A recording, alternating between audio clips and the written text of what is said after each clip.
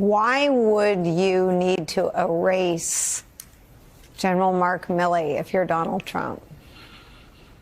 Because I'm petty, because I'm all about fealty and loyalty to myself and doesn't understand loyalty to the Constitution. That's why. I mean, welcome to Germany, 1933. I mean, you know, he's trying to intimidate members of the military, like Mark Milley, to be subservient to him and, you know, and not stand up and not fight and defend the Constitution of the United States versus fight and defend him.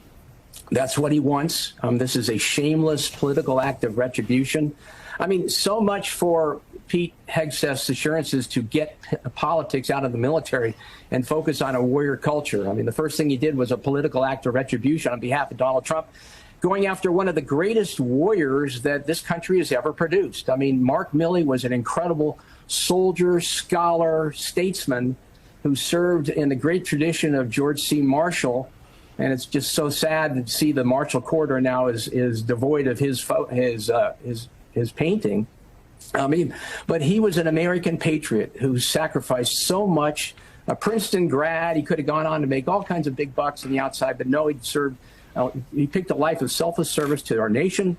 He served in Iraq, Afghanistan, Bosnia, Panama, Korea. I mean, go on and on. 4 Bronze Stars, for crying out loud. Commanded the 10th Mountain Division, one of our most storied divisions in the United States. He sacrificed so much for 44 years, and to see him treated like this, I mean, it's just reprehensible. I mean, we're not talking about national security here. We're not talking about the war in Iraq, or excuse me, in Ukraine or Gaza. We're not talking about building relationships with key allies or protecting Americans from, you know, terrorists. No, we're talking about an act of retribution on behalf of Donald Trump, and it's just shameful. It is an act, Paul Rieckhoff, carried out in the name of the American people. Pete Hegseth's salary is paid by the taxpayer. He was confirmed by the United States Senate, the first Secretary of Defense ever to be opposed by bipartisan senators. I think that is the history that he made. He had opposition from the Democratic Party in total and 3 Republicans. And one of his first acts is to carry out a retribution campaign against a fellow soldier. It shouldn't boggle my mind. I'm embarrassed that I can still be horrified by anything that Trump does, but I'm horrified. This is what we predicted and warned could happen. It's disgusting, it's dishonorable, it's damaging, and it's deeply dangerous. Just on a very basic national security basis, if you send a message to the world that we will not protect the former chairman of the Joint Chiefs of Staff, our enemies are celebrating. He has protection because the Iranians want to kill him, right? That's part of it. But then there's also the threat from extremist groups. There's any number of threats from a lone wolf. The president himself knows that because he was shot this past summer. So the chairman of the Joint Chiefs should have security. All chairmen of the Joint Chiefs should have it, just like cabinet secretaries need it, because if they don't, they are a trophy for our enemies, and they have security value that is immeasurable.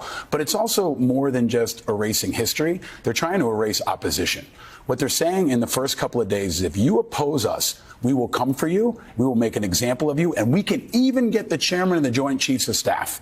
And if we can get him, what message does that send to cascade across the entire military? They are setting a tone, and the tone is of loyalty and fealty and obligation, and to put that above anything else. And if you cross us, this is what happens.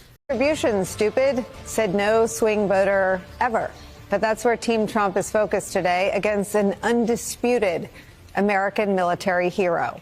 Donald Trump's newly minted Secretary of Defense, Pete Hegseth, in short order, is exacting Donald Trump's revenge on retired 4-star general, former chairman of the Joint Chiefs of Staff, Mark Milley. Quote, removing his security detail, revoking his security clearance, and ordering an inspector general inquiry into his record. Viewers of this program remember all too well that General Milley was a frequent target of Donald Trump's rage and deranged rants that included, quote, suggesting that General Milley had committed treason and should be put to death, end quote. In part because of public threats like that, threats that sound like they're straight out of North Korea or Russia.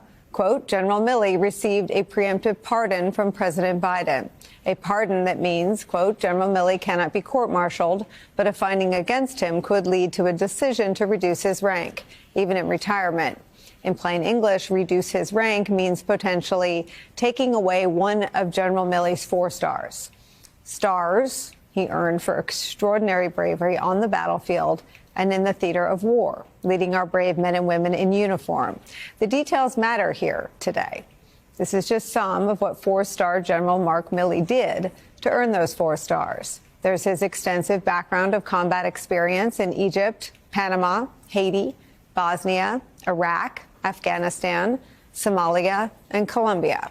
There's General Milley's long list of awards and honors, from the Army's Distinguished Service Medal to the Legion of Merit, the National Defense Service Medal, the Afghanistan Campaign Medal, the Global War on Terrorism Service Medal. There are too many to actually list here. And despite the extraordinary record of service and patriotism and courage, this is who Donald Trump has chosen to humiliate and potentially demote. It's petty, like ordering General Milley's portraits to be yanked off the walls at the Pentagon. But make no mistake, it is also dangerous. Trump's retribution, punishing General Mark Milley by pulling his security detail, is a serious threat to Mark Milley's life. We know that in the wake of the 2020 strike that killed a top Iranian commander, Soleimani, quote, the Iranian Revolutionary Guard posted a video explicitly threatening 15 former Trump administration officials with imminent assassination, quote, by drone, sniper fire, bomb, lethal injection, or stabbing, end quote. Topping what U.S. officials informally call Iran's kill list was, among others, then chairman of the Joint Chiefs of Staff, Mark Milley. Veteran journalist Bob Woodward reported on just how serious the threats to Mark Milley's life were in his book War, writing this, quote, since retiring, Milley had received a nonstop barrage of death threats that he, at least in part, attributed to Trump's repeated aggressive attempts to discredit him. As a former chairman, Milley was provided round-the-clock government security for 2 years, but he had taken additional precautions at significant personal expense, installing bulletproof glass and blast-proof curtains at his home. Bulletproof glass and blast-proof curtains, because Donald Trump threatened him.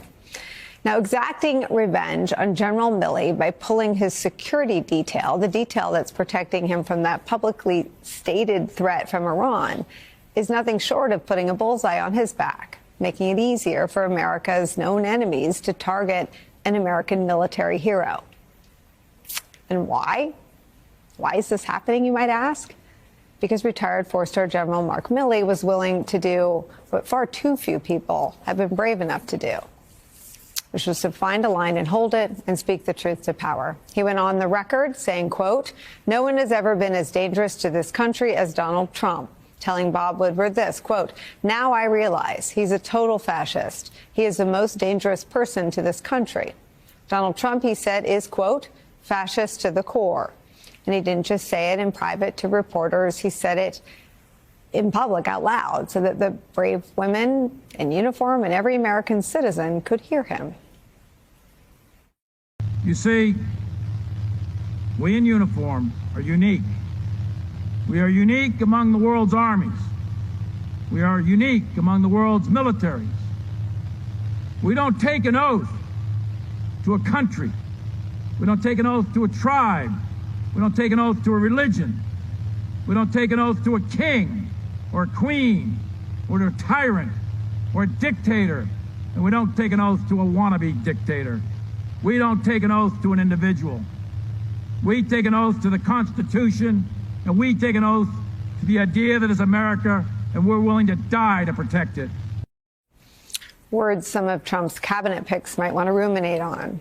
We don't take an oath to a wannabe dictator, even if that wannabe dictator tries to exact his revenge on you. It's where we start today with some of our favorite reporters and friends. NBC News national security correspondent Courtney Kube is here. Also joining us, retired U.S. Army Brigadier General Steve Anderson's here. And with me at the table for the hour, host of the Independent Americans podcast, founder and CEO of Independent Veterans of America, Paul Rykoff, joins us.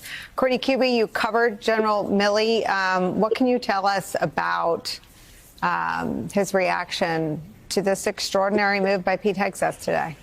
Yeah, I've been covering General Millie for a long time, actually, since he was a commander in Afghanistan years ago. So I will say he is not commenting on any of this at this point. But I think that what we need to remember here is where the threat really is against Mark Milley. Yes, Iran, as you mentioned, Nicole, absolutely there is a concern that Iran could be continuing to target U.S. officials who were involved in the assassination of Qasem Soleimani, but also who were involved in things even after that. So, guys, one thing we've talked about is how Trump, in his pursuit of vengeance, is not actually doing anything to help his supporters or Americans in general, but even his base. It's not even like he's passing policies to help his supporter base. I mean, his true base, the far-right millionaires and billionaires, yes, they're benefiting.